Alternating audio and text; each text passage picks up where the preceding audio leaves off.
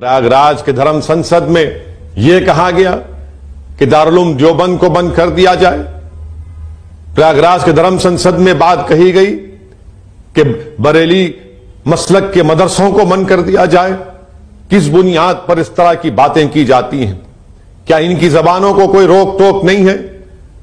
क्या संविधान के मुताबिक इन पर एक्शन नहीं लिया जाएगा कि नफरत के मुजाहरे किए जा रहे हैं? एक मजहब और एक विचारधारा के लोग इस तरह का काम कर रहे हैं। कहां गई उन लोगों की मोहब्बत? क्यों हमारे देश के प्रधानमंत्री खामोश बैठे हैं? क्यों उत्तर प्रदेश का मुख्यमंत्री खामोश बैठा है? क्यों समाजवादी पार्टी के बसपा के लोग आज अपनी जबानों को क्यों नहीं खोलते?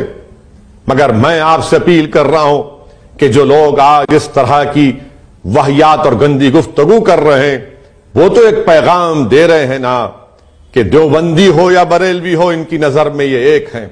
तो मैं आपसे अपील कर रहा हूं कि जिनकी जबानों से निकल रहा है वो ये कह रहे हैं कि सब एक हैं, मेरे अजीज दोस्तों और बुजुर्गों, मेरी आपसे दरमंदाना अपील है कि आप इन तमाम चीजों से ऊपर उठकर मुत्तहिद हो जाइए। हालात और वक्त के तकाजे को आप देखिए। अगर आज आप मुत्तहिद नहीं होंगे, भारत की जमहूरियत में आपकी आवाज होनी चाहिए।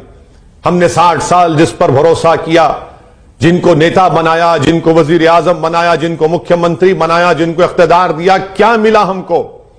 बताइए आप। जो आज मुझ पर उंगलियां उठाते, उंगलियां उठाइए मुझ पर, आप मुझ पर तनकीद करिए, मगर मेरे इन सवाल का जवाब दो कि आखिर इतने पसमानदा क्यों हो गए?